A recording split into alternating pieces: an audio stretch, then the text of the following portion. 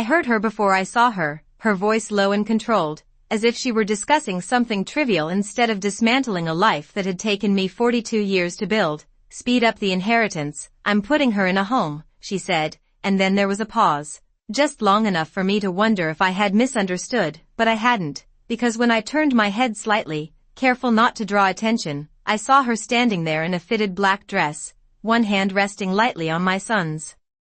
arm, and she smiled, not wide, not dramatic, just a small, satisfied curve of her lips that didn't belong at a funeral, especially not his funeral, my husband's funeral. The man who used to fix the loose cabinet doors himself instead of calling someone. The man who still measured the lawn in neat, careful lines every Sunday morning. The man who once told me, no matter what happens, you'll always have this home. And I remember thinking, at the time, that some promises didn't need to be spoken, because they were simply understood. But standing there in the front row of that quiet chapel, with the scent of lilies hanging too heavy in the air and the soft murmur of condolences passing from person to person like a rehearsed script, I realized that understanding can be rewritten without your permission. I kept my hands folded in my lap, fingers resting on the edge of the program that had his name printed in bold at the top, and I didn't turn around again, not fully, not enough to let her know I had heard, because something inside me, something old and steady, told me that reacting would only give her what she wanted, attention, confirmation, maybe even satisfaction. So I sat there, still, listening to the minister speak about legacy and love and the kind of man my husband had been, and I wondered, briefly, how many people in that room truly knew what legacy meant when it could be reduced to paperwork and signatures and quiet conversations held just out of reach. I noticed then that Daniel hadn't looked at me once since the service began, his posture stiff, his eyes fixed forward, as if grief had narrowed his world down to a single point, or maybe as if something else had taken hold, something quieter and more deliberate. I thought about the past few months, the subtle changes I had tried to ignore, the way Vanessa had started answering questions that weren't directed at her, the way she had begun organizing things in the house without asking, the way documents had been moved, not lost, just relocated, as if the house itself were slowly being rearranged to fit a version of the future I hadn't agreed to. And I remembered the last conversation I had with my husband in the kitchen, the late afternoon light coming through the window, catching the dust in the air. He had been quieter than usual, thoughtful, but not afraid, never afraid, and now here I was, sitting less than 10 feet from his casket, hearing plans for my life being made as if I were already gone. As if I were just another item to be sorted and placed somewhere convenient, and I realized, with a kind of calm that surprised even me, that the most dangerous thing in that room wasn't grief or loss or even betrayal, it was certainty, the kind of certainty that made someone smile at a moment like this, because they believed the outcome had already been decided. And I lowered my eyes to the program again, tracing the letters of his name slowly, deliberately. And for the first time since the service began, I allowed myself a small, almost imperceptible breath, not of surrender, but of recognition, because whatever Vanessa thought she had secured with that quiet sentence and that small, calculated smile, she had made one mistake. She had said it where I could hear it, and now I knew exactly what I was dealing with. I did not cry when the service ended, not when people lined up to offer their carefully measured condolences. Not when someone I barely recognized squeezed my hand and told me he had been a good man, as if I needed to be reminded. I simply nodded, thanked them, and listened, because that was what was expected, and I have always known how to do what is expected. But all the while, I could feel her presence moving through the room, not loudly, not in a way that would draw attention, but with a kind of quiet confidence that did not belong to someone grieving. I noticed how she guided Daniel gently from one conversation to another, how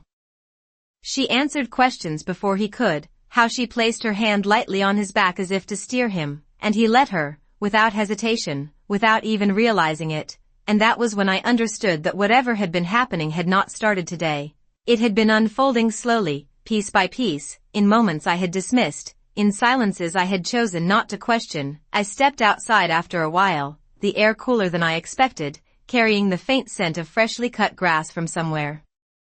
beyond the parking lot, and for a moment, I allowed myself to stand there alone, away from the soft voices and polite expressions. I looked down at my hands, still steady, still capable, and I remembered the way Vanessa had said it, not with anger, not with frustration, but with efficiency, as if she were managing a schedule. I am putting her in a home, and it was not the words themselves that unsettled me the most, it was the certainty behind them, the assumption that the decision had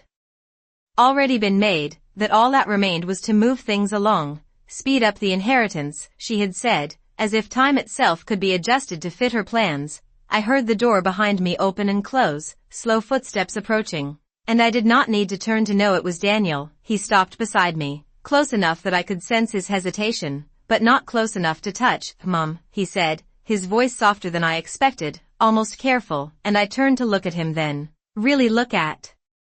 him, searching for something familiar, something that belonged to the boy who used to sit at the kitchen table doing his homework while his father and I talked about the future. But what I saw instead was distance, not coldness, not cruelty, just a quiet separation, as if a line had been drawn somewhere along the way and I had not noticed when he stepped across it. "You should not be out here alone," he added, glancing back toward the building, and I almost smiled at that, not because it was comforting, but because it sounded like something someone else would say, something learned, something repeated. I nodded anyway, because again, that was what was expected, and we stood there for a moment in silence that felt longer than it should have, before he cleared his throat slightly and said, "Vanessa has been handling a lot of things, paperwork and arrangements. It has been overwhelming," and there it was, not an explanation, not quite a justification, but something close enough to both. I held his gaze for a second longer, just enough to let the words settle, and then I said, "I am sure she has," keeping my voice even, measured, giving nothing away, because I could feel now, more clearly than before, that this was not the moment to question or confront. This was the moment to listen, to observe, to understand the shape of what had been set in motion. He seemed relieved by my response, his shoulders easing slightly, and when he looked back toward the door again, I followed his gaze. And there she was, standing just inside, watching us, her expression composed, her posture relaxed, and when our eyes met, she gave that same small, controlled smile, as if nothing had been said, as if nothing needed to be hidden. And I realized then that she believed I was already where she intended to place me, quiet, compliant, and out of the way, but what she did not understand, not yet, was that silence is not the same as surrender, and I turned back toward the building, taking a slow, steady breath as I stepped inside, knowing that whatever came next, I would be ready to see it clearly, without illusion, without hesitation, because now I was paying attention. By the time we returned to the house, the sun had already begun its slow descent, casting long shadows across the front yard that my husband used to keep so carefully trimmed, and for a brief moment, as I stepped out of the car and looked at the familiar lines of the porch in the windows, I felt something shift again. Not grief this time, but recognition, because this was still my home, every inch of it shaped by years of quiet routines and shared decisions, and yet as soon as I walked through the front door, I could feel that something had changed. Not in the furniture or the walls, but in the way the space was being occupied. Vanessa moved ahead of us without hesitation, placing her purse on the entry table as if it had always belonged there, her voice low but directive as she spoke to someone in the kitchen about coffee and plates, organizing, arranging, managing, and I watched as Daniel followed her lead without question, setting down his jacket where she pointed, nodding when she spoke, and it was subtle, so subtle that anyone else might have missed it, but I did not, because I had lived long enough to understand that control does not always announce itself. Sometimes it settles quietly into place until it feels natural. I walked into the living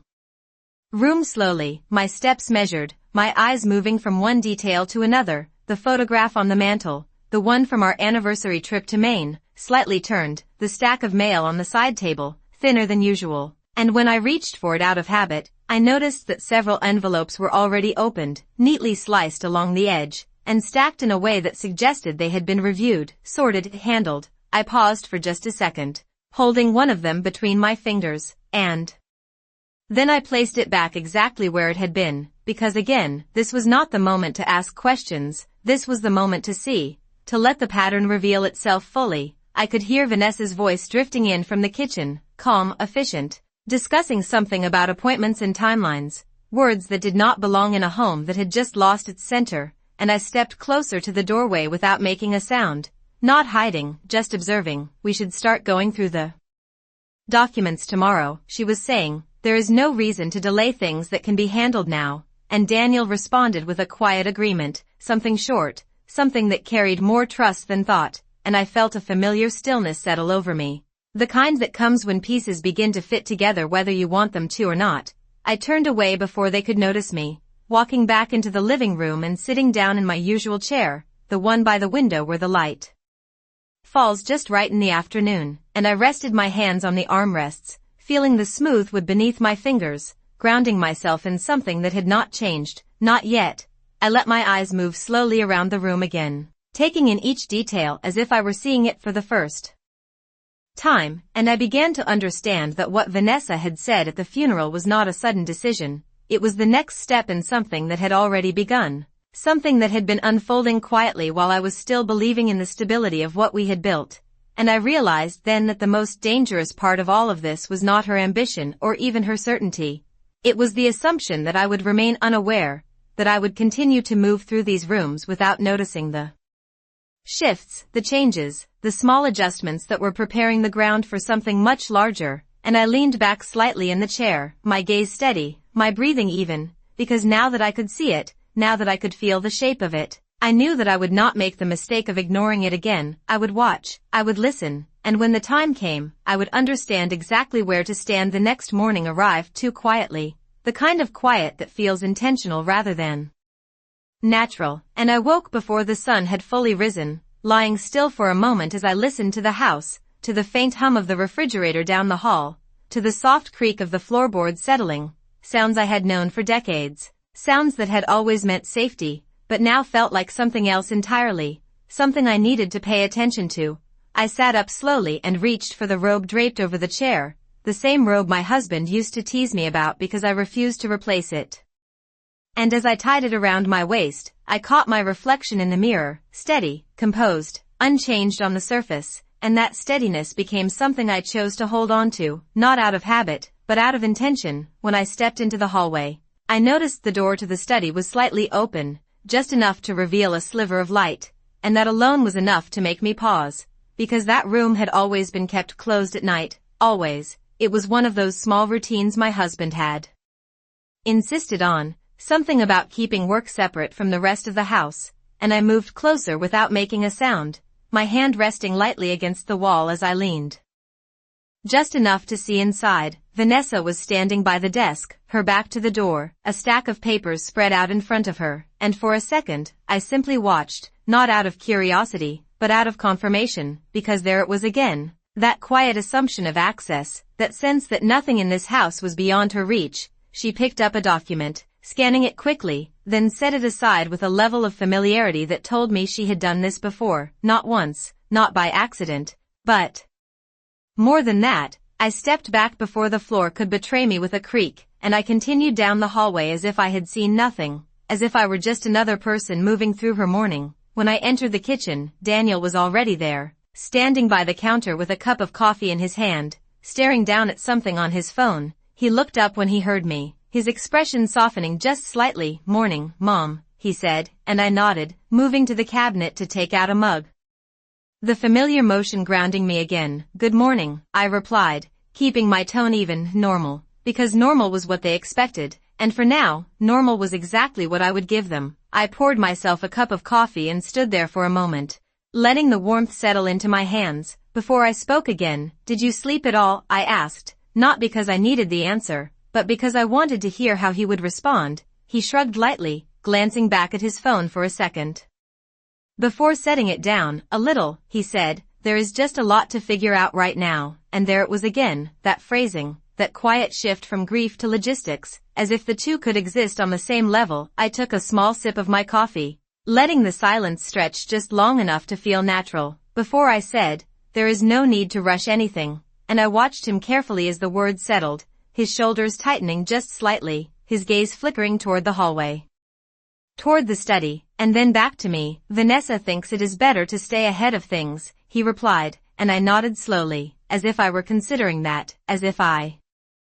had not already heard the same sentiment in a different form the day before. "I am sure she does," I said, setting my mug down on the counter with deliberate care, and in that moment, I realized something that felt both simple and significant. They were moving quickly because they believed I would move slowly. They were organizing, deciding, preparing, because they assumed I would remain where I had always been, one step behind, one step removed from the decisions that shaped my own life, and I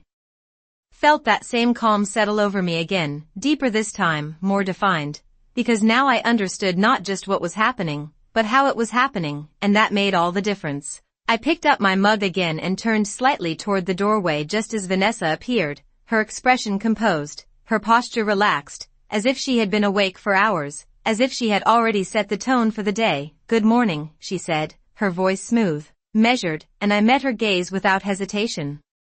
offering a small, polite smile of my own, one that revealed nothing, one that gave nothing away, because whatever she believed she was building in quiet corners and early mornings, she had forgotten one thing. This house had been mine long before she ever stepped into it, and I knew how to read its silences better than anyone. I did not follow her into the study that morning, not immediately, because I had learned by then that rushing towards something often reveals less than waiting just long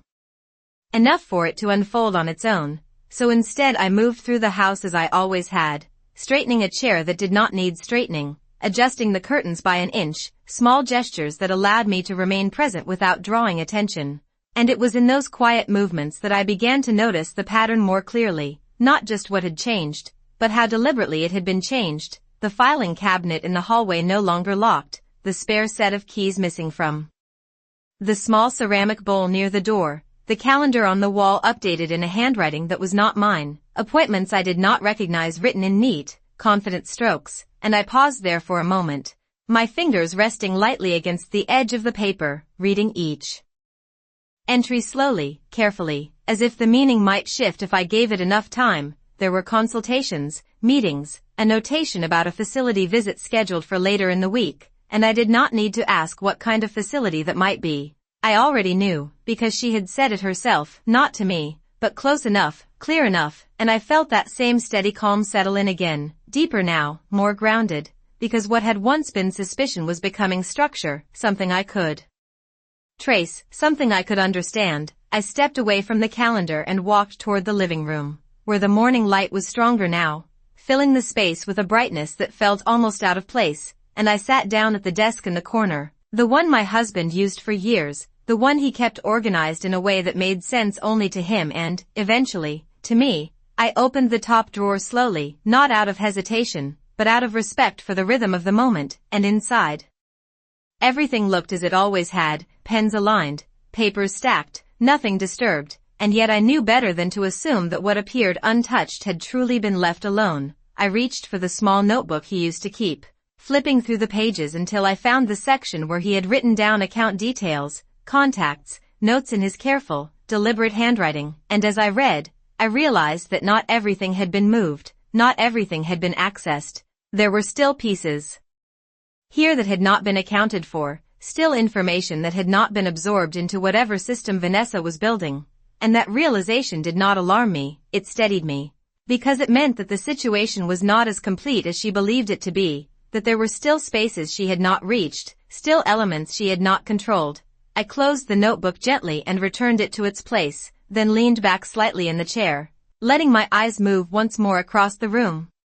taking in the details with a clarity that felt almost new. I could hear voices again from the kitchen, softer this time, more contained, and I knew without needing to listen that plans were being discussed, decisions being outlined, timelines being considered, all without me, all as if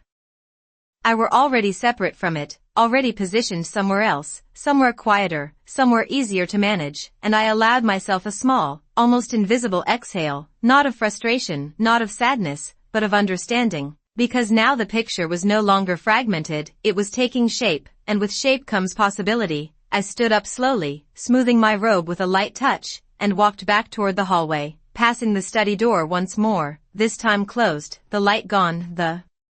space returned to its usual silence. But I knew what had been inside it earlier, I knew what had been done, and more importantly, I knew what had not yet been finished, and as I continued down the hall, my steps steady, my posture unchanged, I realized that whatever Vanessa believed she was setting into motion, she had made a simple mistake. She had assumed that I would not notice the details, that I would not follow the pattern, that I would not understand the timing, but I had spent a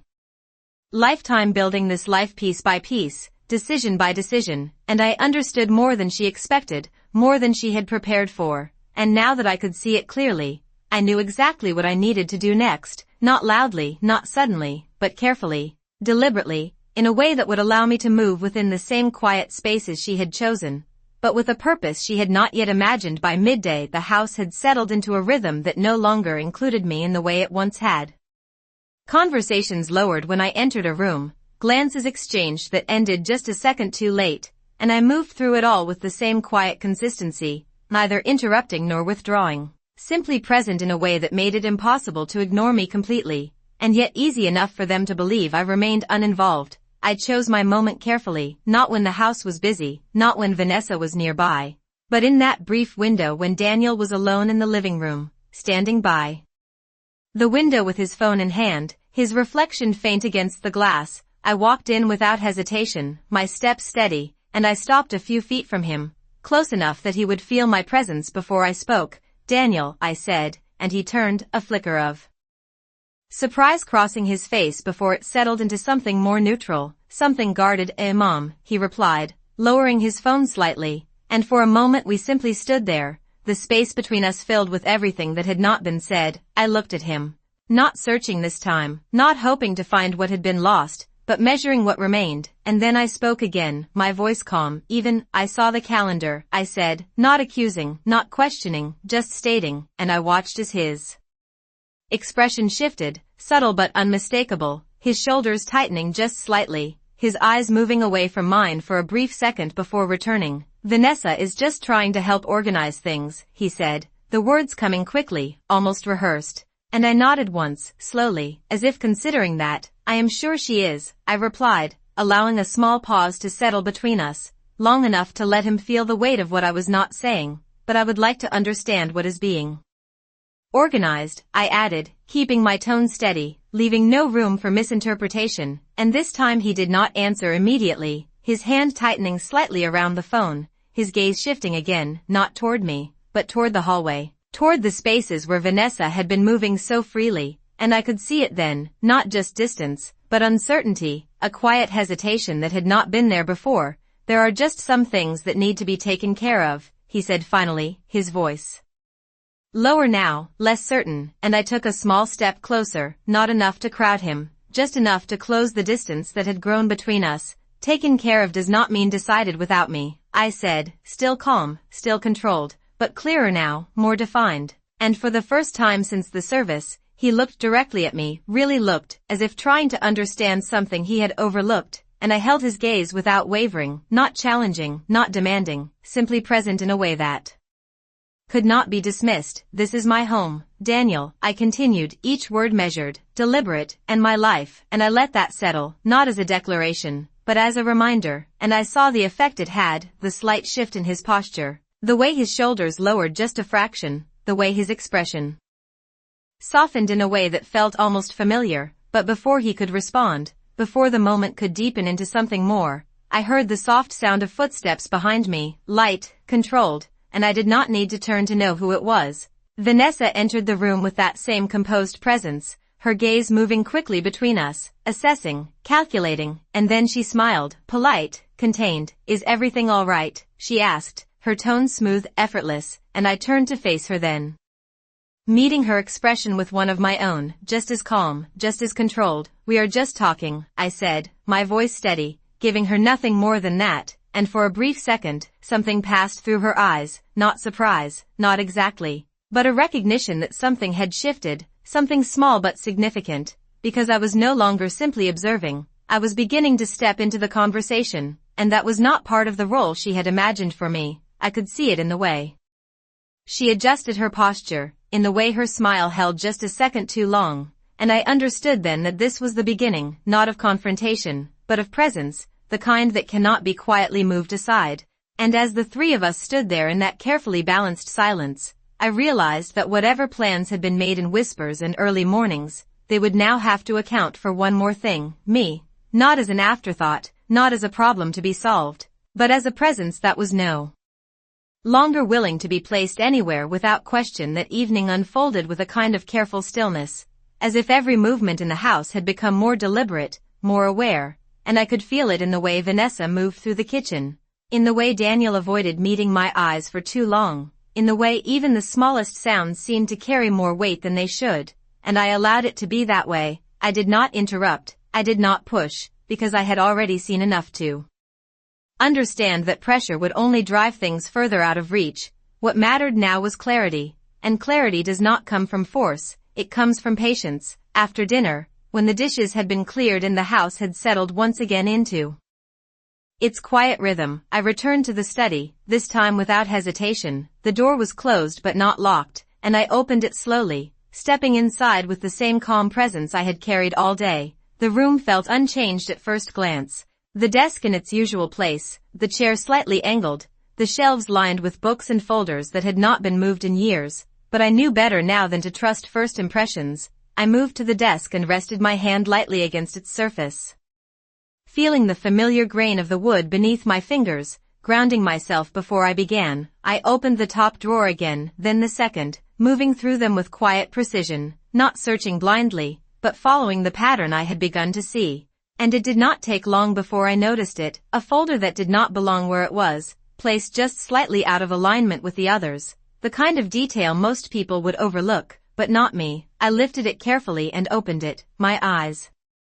scanning the contents with steady focus, and there it was, not hidden, not even particularly disguised, just placed among other documents as if it were part of the same routine, paperwork related to accounts, transfers, authorizations, some of it familiar, some of it not, and as I read, the structure became clearer, timelines overlapping, decisions made in advance, arrangements that suggested planning, not reaction, and I felt that same calm settle deeper within me, not because what I was seeing was reassuring, but because it was confirming what I had already begun to understand. This was not something that had happened suddenly, it had been prepared, organized, set into motion long before the funeral, long before that quiet sentence spoken just within my hearing. I closed the folder slowly and returned it exactly where I had found it, not because I was finished, but because I knew enough for now, more than enough, and I stepped back from the desk, letting my gaze move once more across the room, taking in the details with a clarity that felt almost sharp, every object in its place, every surface undisturbed, and yet beneath that stillness, everything had shifted, everything had been rearranged in ways that could not be seen at a glance, and I understood then that the most important thing I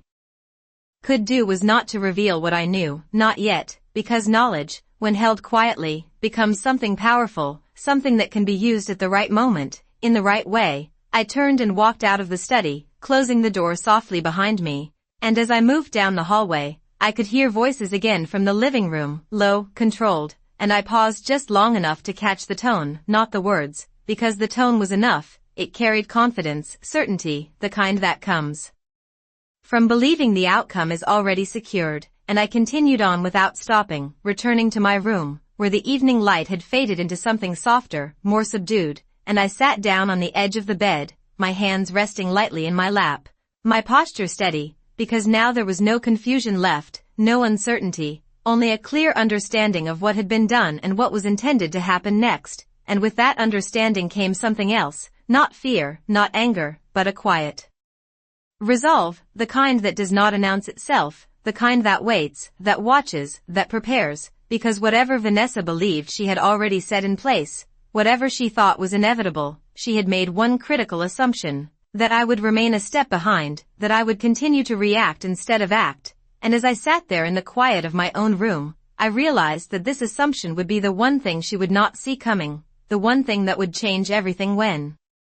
the time was right. The next day began with a quiet decision that I did not share with anyone, not with Daniel, not with Vanessa, because some actions are meant to be taken without announcement. And I moved through the morning with the same calm routine I had always maintained, making coffee, opening the curtains, letting the light fill the rooms that still felt like mine, and when Vanessa mentioned an appointment later that afternoon, something about reviewing documents with an attorney she had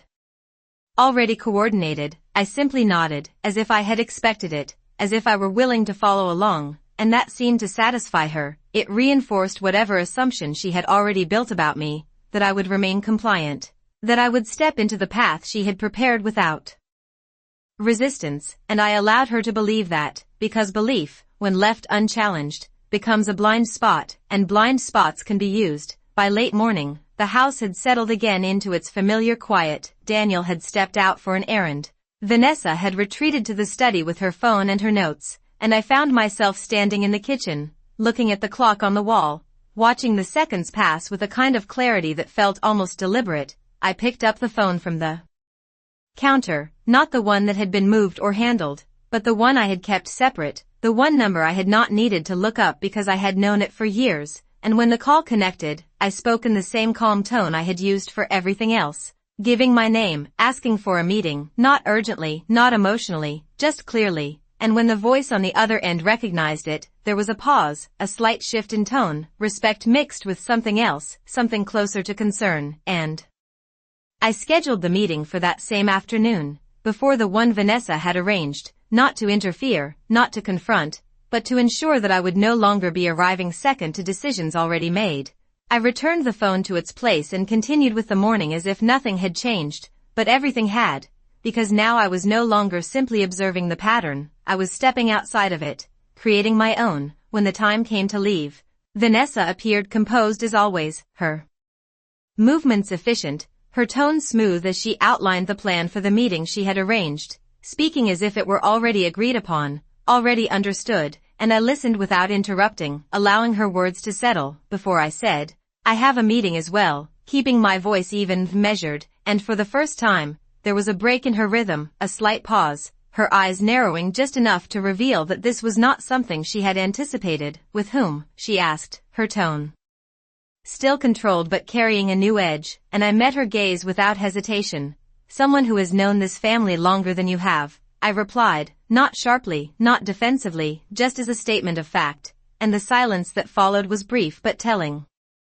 Daniel looked between us, uncertainty flickering across his expression, and I could see the shift beginning, small, subtle, but real, because for the first time, the direction of things was no longer singular. No longer guided entirely by Vanessa's quiet certainty. We left the house together, but not in the same alignment as before. The space between us felt different, less defined by her control, more open, less predictable. And as I sat in the passenger seat, looking out at the familiar streets passing by, I allowed myself a small moment of reflection, not on what had been taken or what had been planned, but on what remained within my control, because that was where my focus needed to be, not on reacting to what had already been set in motion, but on shaping what came next. When we arrived, Vanessa moved with the same confidence she had shown from the beginning, stepping ahead, guiding, directing, but this time, I did not follow immediately. I paused, just for a moment,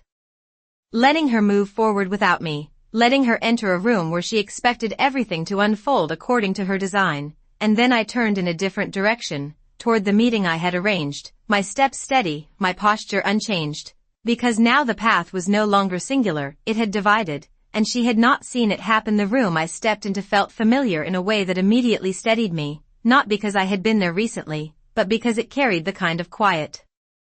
professionalism that does not change with time, and when he stood to greet me, there was no surprise in his expression, only recognition and a measured understanding that told me he had already begun to piece things together before I had even taken my seat. I did not rush into explanations, I did not begin with accusations. Instead, I placed my hands calmly on the table and spoke with the same clarity I had held onto since the night before, outlining what I had observed, what I had found, and what had been presented to me without my consent. And as I spoke, I could see the shift in his posture, the way he leaned slightly forward, the way his attention sharpened, not reacting emotionally, but processing, aligning details, and when I finished, there was a brief silence, not uncomfortable, but deliberate. As if he were choosing his words with precision. You came at the right time, he said finally, his tone even, and those words settled into me with a quiet certainty, not because they promised an outcome, but because they confirmed something more important, that I was no longer behind, that I had stepped into the moment before it had closed. He began to explain the structure of what had been set in motion, not in complicated terms, but in clear, direct language, outlining how certain documents could be presented in ways that appeared routine, how timing could be used to create pressure, how absence, even brief, could be interpreted in ways that favored those already prepared to act. And as he spoke, each piece aligned with what I had already seen, reinforcing the pattern rather than revealing something entirely new. and that was what made it so clear, so undeniable. This had never been about helping me adjust or easing a transition. It had been about control, about narrowing my options until only one path remained, the one Vanessa had chosen. But what she had not accounted for was this, that I would step outside of that narrowing, that I would introduce a variable she had not planned for. And when he finished outlining the situation, he looked at me directly and asked a simple question: "What would you like to do?" And I considered it carefully, not because I did not know, but because I wanted to be certain that the decision came from clarity, not reaction. I would like everything to be reviewed, independently, and I would like any changes to be paused until that review is complete, I said, my voice steady, and he nodded without hesitation, as if the answer aligned exactly with what he would have recommended. And in that moment, the direction shifted fully, not dramatically, not visibly from the outside, but in a way that mattered, because control had begun to move, quietly, deliberately, back into my hands. When I left that room, the hallway felt different than it had before, not because it had changed, but because I had, and as I walked toward the area where Vanessa had gone ahead, I could already see her standing near the doorway, her posture composed but her expression tighter than it had been earlier, as if she had sensed the delay, the deviation. And when our eyes met, there was no need for immediate words. The change was already there, subtle but undeniable. "You are late," she said, her tone still controlled, but no longer effortless, and I met her gaze with the same calm I had carried all along. "No," I replied, not raising my voice, not adding anything more, because I did not need to. The shift had already begun, and for the first time since that quiet sentence at the funeral, since that smile she thought I had not fully understood, I saw something else in her eyes, not certainty, not confidence, but calculation, the kind that comes when a plan no longer feels complete. And as we stepped into the room together, I knew that whatever came next would not follow the path she had drawn, because that path no longer belonged to her alone.